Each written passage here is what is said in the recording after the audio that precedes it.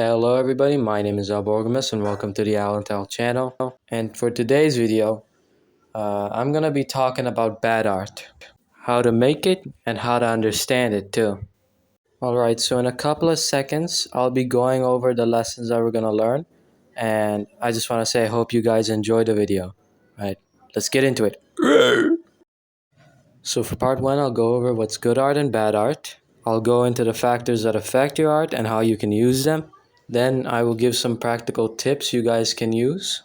So it'll go like part one, part two, and part three. And all three parts combined will help you make your best worst art. So good art is basically going from point A to point B, which to me basically means that good art is just doing something as you intended. You could basically be making anything from like a smiley face, simple blah blah blah, or like, you know, Walter freaking Wright from Walter freaking White from Breaking Bad, right? But as long as you make it as you intended it, it's fine. It's not a bad artwork. On the other hand, bad art is basically trying to go from point A to point B, just like good art, but it ends up going to point C, which is not a great point. Bad art comes like the unexpected, right? You made the wrong turn at Albuquerque, New Mexico. It's not how you intended it because you lacked on your knowledge and your skills. Like if you try to make Walter White and then you made something that looks like a smiley face with a goatee and probably a top hat. Not a top hat, but like a hat. Then it's probably bad art because that's not what you tried to make. You didn't try to make Walter White. You just melted him into an ice cream puddle. Part 2. The factors. That's what's written here in the script. Okay. There are about 3 factors which come into art: the ability to create, your intentions, and your taste, both yours and others. Let's quickly go over what those 3 are in detail and then we'll move on. Okay. So the ability to create is obviously what you know how to make. Your intention is what specifically you want to make, right? And your taste is what you and others like. Okay. When I say others, I keep thinking of, sorry, I just had to share. Makes good art is your ability matching with your intention, right? And your taste more or less matching with anyone viewing your art. Taste can be like a really unimportant factor in your art or very important factor. I think it's different for every artist and how they make their stuff, but taste, it's a factor. It's definitely a factor, but sometimes it can be a little dull or like a little too much. And your ability to create has to look okay in some parts and worse in others.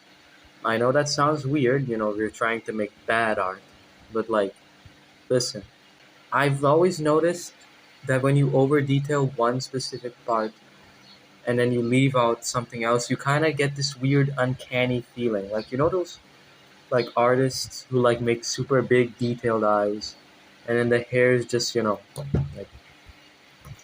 okay, I guess. Like it's hair, I think it's recognizable.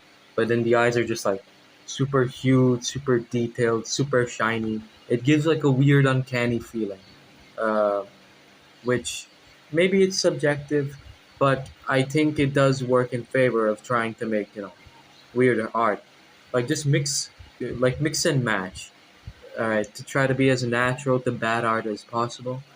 Okay, mix and match. Mix good, or at least decent, with horrible and trash, or bad. I just made a baby. All right, so we're done with okay. Uh, your taste now. It doesn't always have to be, but like whenever you want to try and make it the focus, you should make it like super extreme, right? With your taste, you can imply like, or literally just over stylize your artworks, and it can weird some people out. Like if they don't understand what type of stylization you're trying to do, it can just look weird, unnatural. Part 3, JoJo's Bizarre Adventure, Jotaro Kujo's mother, Holly. Okay, this is the wrong script. Um, Part 3, the tips. With what we've learned, these tips will make more sense to you and align with how to use the factors. Tip 1, try to make mistakes but not obvious ones. Tip 2, make things too symmetrical but not too unsymmetrical. 3, get lost in the spots. In the spots. Get lost in the sauce quickly and spend a lot of time rendering. Part 4, over detail some parts but not all others.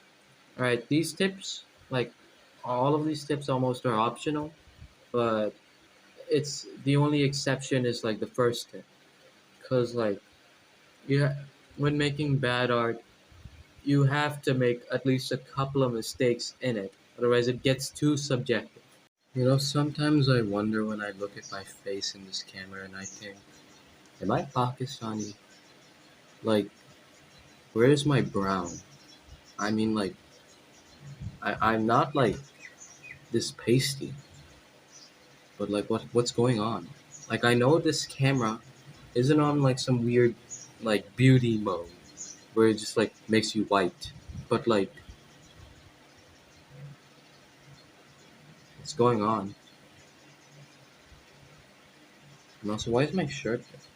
Alright, so we're at the end of the video. My shirt changed again. No explanations, no explanations. Cut that. So I hope you all enjoyed, but wait. There's still one thing I need to mention. It's probably the most important lesson out of everything I've taught so far. I need you guys to hear it out. With all these lessons and tips, it's all hypocrisy. Purposefully, but still. If you'd remember the lesson about good art and bad art, you'd remember that in making good art, it doesn't really matter what you make, unless it's furry art, it's trash, right? It doesn't matter as long as you make it as it's intended. So if you can realize what this means that, trying to create actually bad art on purpose is not possible. Because, for true bad art, okay, it's a naturally occurring thing. Bad art is just making mistakes. But making those kind of mistakes, like the ones I've labeled so far, on purpose, is just like carrying out a task.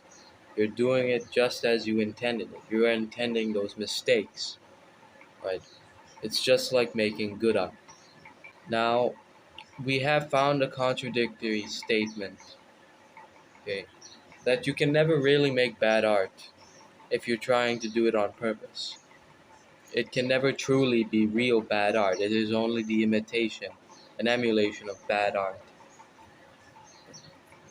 Just like with art itself, you can't really make this mouse over here. Okay, I can draw it to the best of my degree, but it ain't gonna be that mouse, right? I could try to draw my hair a little bit better, right, if I made a self-portrait, but it would never be that good, in real life. So at the end of this video, I don't exactly know how to make you feel, but maybe just take solace that, when making bad art, it won't be bad. Over stylizing something or doing something that you like in your art won't make it bad. Sure, subjectively, some people, trash people might not like it, but if you like it, then it's good art. Uh, but this doesn't apply to furry art. It's all trash. It is trash. You just have to accept it, okay? Um, and I'm really, talking down on that. Is it even funny anymore to make fun of furries? I'd still say it is pretty funny, but I don't think my target audience would really, mess with that. I mean, I'm not calling you guys furries, but I'm not calling you guys furries, but I'm saying that might not be interested in dogging down on those kind of people. Dogging down, what's wrong with me? Right, so now we're at the actual end of the video. I hope you guys enjoyed this. This took way too long. I could have done it in 1 week, but after this, the other projects are gonna come out much more quickly. Right, this was a learning experience for me. if you can say, because I've learned not to make it take so long anymore. I've learned that I don't want that.